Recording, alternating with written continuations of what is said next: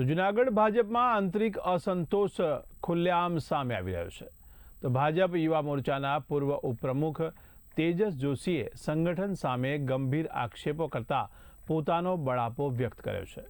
તેજસ જોશીએ જણાવ્યું છે કે પાર્ટીમાં માત્ર લાગતા વળગતા લોકોને જ હોદ્દા આપવામાં આવી રહ્યા છે, જ્યારે જમીન પર કામ કરનાર કાર્યકરોને અવગણવામાં આવે છે। વધુમાં તેમણે જણાવ્યું કે તેમણે શું જણાવ્યું તે આવો સાંભળીએ। અમારે એક જ વાંધો છે, જે અહીંના જે નવી ટીમ બનેલી છે એમાં કે જ્યારે હોય ત્યારે જે પ્રમુખો બનીને આવે છે એ એમના બધા ગોઠવેલા સેટિંગિયાઓ કરેલા એમના પદ મળે છે। કોઈ દી કામ કરતા કાર્યકરોને કોઈ દી કોઈ પદ નથી મળેલા। તમે આના સગાવાલા છો, આ કામ કરો છો તો તમને પદ મળે। મારું તો પાર્ટીને એવું જ કહેવું છે કે આ બધું ન ચાલો, પાર્ટીનું આમાં અહિત થાય છે। બસ મારી એક જ વિચારસરણી છે કે પુનિતભાઈ શર્મા, તમે હવે આનું જૂનાગઢનું ખોદવાનું બંધ કરો। જૂનાગઢને જેસીબીએ નથી ખોદ્યું, જૂનાગઢને પુનિતભાઈ શર્માએ ખોદી નાખ્યું છે। વર્ષોથી જાણે છે, 21થી જ્યારથી પ્રમુખ બન્યા છે ત્યારથી જૂનાગઢમાં બહુ જ કરપ્શન કરેલું છે, હદબાર વગરનું કરપ્શન કરેલું ચૂકેલ છે। મારું તો ભારતીય જનતા પાર્ટીને એટલું જ કહેવું છે કે આપણી ઉપર નરેન્દ્ર મોદી સાહેબની આવી સારી સરકાર છે કે ઉપર સુધી એમનું નામ કાંઈ ઘટતું હોય કે આખા દુનિયામાં આપણે એનું નામ ફેલાવેલું છે, પણ હવે અહીંયા શું પાયાના કાર્યકર્તાઓને બહુ આક્રોશ છે, હદબાર વગરનો આક્રોશ છે। તમે જુઓ, યુવા મોરચાના મારા જેવા ઘણા કાર્યકર્તા એવા છે પણ કોઈ બોલી શકતા નથી, બીવે છે કે ખોટા કેસ કરી દેશે। કોઈ વાંધો નહીં, ખોટા કેસ કરી દે તો જેલમાં પણ જવા તૈયાર છીએ, પણ સત્ય તો હવે બોલવું જ પડશે। જૂનાગઢની હાલત બહુ જ ખરાબ છે। અમારા જેવા કાર્યકરોની હાલત ખરાબ હોય તો જૂનાગઢની હાલત કેવી હશે વિચારો। નરેન્દ્ર મોદી સાહેબે કેટલા કરોડો રૂપિયા આપેલા છે, તમે માનશો કરોડો અબજો રૂપિયા આપેલા છે, પણ જૂનાગઢની હાલત એ જ ખાડામાં, હરીફરીને ખાડામાં। તમે હાલત જુઓ, અમારા ઘર પાસે થોડા મહિના પહેલાં એક ભાઈનું મૃત્યુ થઈ ગયેલું છે ખાડાની હિસાબે, પણ કોઈ ક્લુ નહીં, કોઈ પ્રોબ્લેમ, બધાને પ્રોબ્લેમ એ જ છે।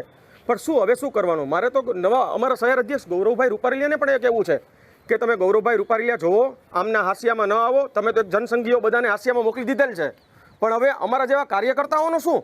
અમારે શું કામ જ કરી રાખવાની, ખુરશીઓ જ ઉપાડી રાખવાની? કોઈ પણ પ્રોગ્રામ હોય તો કે સંખ્યા કરી દો। અરે ભાઈ, બધું કરીએ અમે નરેન્દ્રભાઈ દામોદરદાસ મોદીજીની નીચે કામ કરવા તૈયાર છીએ, અમે વિશ્વકર્માજીની નીચે કામ કરવા તૈયાર છીએ, પણ હવે આવું સહન નથી કરવું ભાઈ, હવે અમારી હદ થઈ છે। શ્રી ગૌરવભાઈ જોજો, યોગ્યતા જોજો બધું, અને તમે જે નવી ટીમ બનાવેલી છે, તમે જેમાં સેટિંગ થયેલા છે એ યોગ્ય નથી। જય ગિરનારી। હવે કેટલા મોટા આજે જોઈએ છીએ, ઘણા મેયર હોય, ડેપ્યુટી મેયર હોય, ઘણા સગાવાલાના છોકરાઓને બધાને ફિટ કરી દીધેલા છે। હવે અમારી જેવા કોઈ કામ કરી શકશે? એ રાત્રે 2 વાગ્યા સુધી જઈ શકશે? અત્યારે તો કેવું, તમે કોઈના પર્સનલ કામ કરો, ઘરના કોઈના કપડાં ઇસ્ત્રીના મૂકવા જાઓ કે કરો તો તમને હોદો મળી જાય, પણ અમે એવા કામ કરવા તૈયાર નથી। અમે ભાજપની વિચારધારણા છે એની સાથે કામ કરવા તૈયાર છીએ। અમે કોઈના ઘરના કપડાં ઇસ્ત્રી મૂકવા કે એવા નથી કરવા જઈ શકતા ભાઈ, એટલે અમને હોદો ન મળે। પણ ભાઈ, અમારા મા બાપના લોહીના બ્લડના એવા સંસ્કાર છે કે અમે આ ન કરી શકીએ। અમે તો ભાજપ સાથે જોડાયેલા છીએ અને ભાજપ સાથે જ રહેશું, ભલે અમને કોઈ પદ મળે કે ન મળે। પણ હવે બહુ હદ થઈ ગયું છે, અમારું બહુ શોષણ થયેલું છે। અમે પાર્ટી વિશે જે લોહી રેડેલું છે એ લોહી રેડવામાં અમારા 18 વર્ષ ગયેલા છે ભાઈ। 18 વર્ષ સાથોસાથ મેં કામમાં બી વધારે ધ્યાન ન દીધું અને ભારતીય જનતા પાર્ટીમાં જ મેં કામ કરેલું, એમ હવે હદ થાય છે।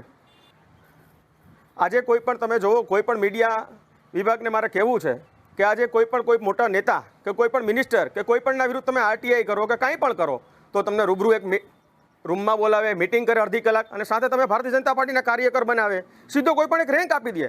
પણ અમે આ ન કરી શકીએ ભાઈ, અમે તો ભારતીય જનતા પાર્ટીની વિચારધારા સાથે જોયેલા છીએ। ભાજપ પદ આપે તો બી ઠીક, ન આપે તો ઠીક, અમે એમની સાથે જ રહેશું। પણ અહીંયા બહુ ખોટું થાય છે। મારે વિશ્વકર્માજીને 1 વાર નહીં 100 વાર કહેવું છે, તમે જૂનાગઢની હાલત જોવો, બહુ ખરાબ છે। તમે જેવું માનો એવું નથી, તમને સામે દેખાવ અલગ છે અને કામ અલગ છે। જય ગિરનારી।